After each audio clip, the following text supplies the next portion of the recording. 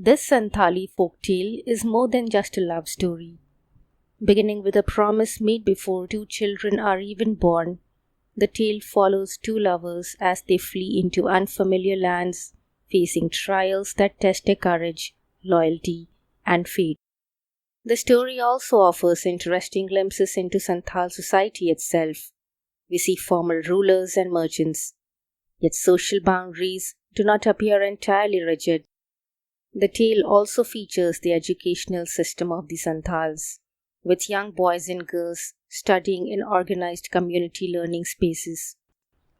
Taken from Folklore of the Santal Parganas, the story reflects the rich oral storytelling traditions of the Santals. Let us listen to The Merchant's Son and the Raja's Daughter.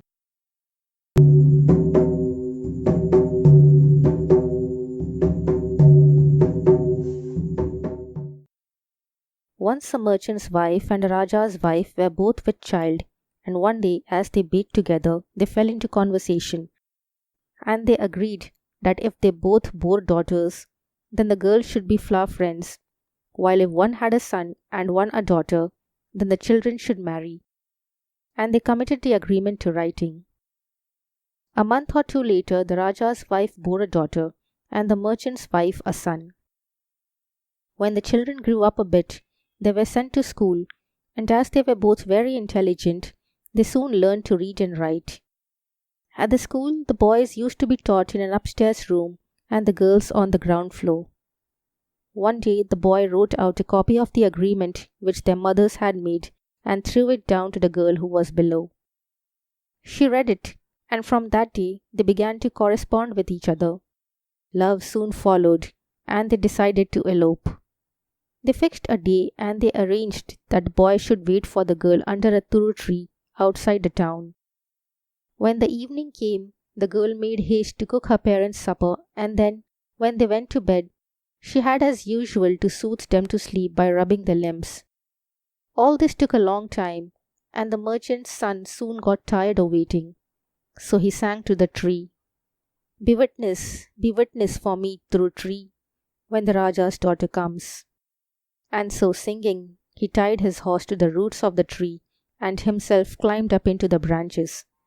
And sitting in the tree, he pulled off and threw down a number of twigs. Late at night, the Raja's daughter came. She saw the horse tied and the twigs scattered on the ground, but no other sign of a lover. And at last she got tired of waiting and called a through tree to witness, singing, be witness for me through tree, when the merchant's son comes." As she finished her song, the merchant's son threw down a large branch to her. So she looked up and saw him sitting in the tree. Then she climbed up to him and began to scold him for putting her to the pain of waiting so long. He retorted, "It was you who made me anxious by keeping me waiting." "That was not my fault. You know how much work a woman has to do. I had to cook the supper and put my parents to bed and rub them to sleep. Come down and let us be off." So they climbed down from the tree and mounted the horse and rode off to a far country. On the road, the girl became very thirsty, but in the dense jungle they could find no water. At last the merchant's son threw a stone at hazard, and they heard it splash in a pool. So they went in the direction of the sound, and there they found water, but it was foul and full of worms, and the girl refused to drink it. She said that she would only drink water which had a father and mother. So they went on their way, and after a time they came to a number of crows holding a meeting, and in the midst was an owl with its head nodding drowsily. It was seeing dreams for them. Every now and then a crow would give it a shove and ask what it had dreamt, but the owl only murmured that it had not finished and went off to sleep again. At last it said, "I have seen a gander and a goose go down into a river and swim about in it." The merchant's son and his companion went on, and presently came to a river in full flood, which was quite uncrossable. On the far bank was a cow lowing to a calf which had been left on the bank where they were. When she saw them, the girl began to sing, The cow lows for its calf. The calf bleats for its mother. My father and mother are weeping for me at home." When he heard her lament like this, the merchant's son exclaimed, "You women are all alike. Come, let us go back." "How can we go back now?" answered the girl. "You, of course, can pretend that you have been hunting, but we women lose our character if we are hidden by a bush for a minute." So, as they could not cross the river by themselves, a goose and gander carried them across on their backs. As they went on, the merchant's son asked the girl how far she would like to go, a 6 days' journey or a 6 months' journey. He told her that in the 6 months' journey they would only have fruits and roots and such like to eat and water to drink, but the 6 days' journey was easy and free from hardship. The girl chose the 6 days' journey. So they went on for 6 days and came to a stream on the banks of which stood a cottage in which lived an old woman. Before they went up to it, the girl told her lover not to eat any rice given to him by the old woman, but to throw it to the fowls. Then they went and asked to be allowed to cook their food there. Now the woman had 7 unmarried sons, who were away hunting at the time, and when she saw the Raja's daughter, she wished to detain her and marry her to one of her sons. So, in order to delay them, she gave them a damp stove and green firewood to cook with. She also offered the merchant's son some poisoned rice, but he threw it to the fowls, and when they ate it, they fell down dead. The girl could not make the fire burn with the green wood, so they hurried away as fast as they could without waiting to cook any food. Before they started, however, the old woman managed to tie up some mustard seed in a cloth and fasten it to their horse's tail, so that as they rode, the seed was spilt along the road they took. When the old woman's son came back from hunting, she greeted them by saying, "Why did you not come back sooner? I have just found a pretty wife for you, but I have tied mustard seeds to their horse's tail, and it is being scattered along the road. In one place it is sprouting, in another it is flowering, in another it is seeding, and in other it is ripe. When you get to the place where it is ripe, you will catch them."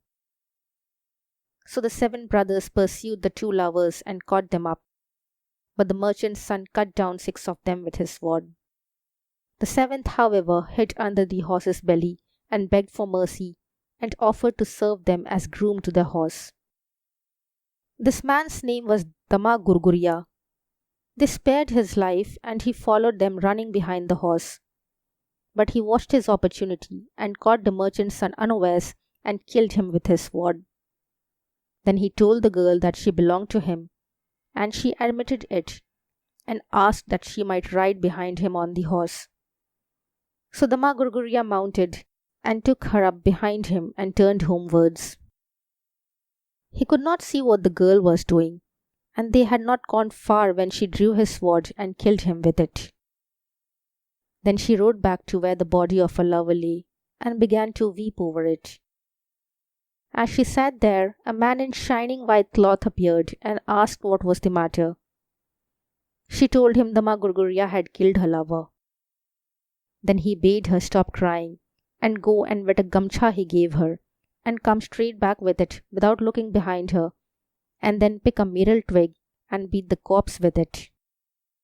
So the girl took the gamcha and went and dipped it in a pool, but as she was bringing it back, she heard a loud roaring behind her, and she looked back to see what it was.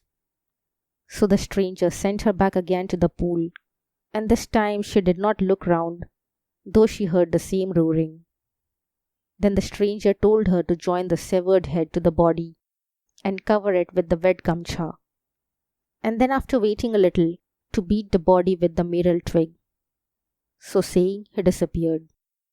The girl carefully complied with these instructions, and to her joy saw the merchant's son soon sit up and rub his eyes, remarking that he must have been asleep for a long time. Great was his astonishment when he heard how Dama Gurguria had killed him, and how he had been restored to life by the help of a stranger in white. This was the end of the lovers' troubles, and they lived happily ever after.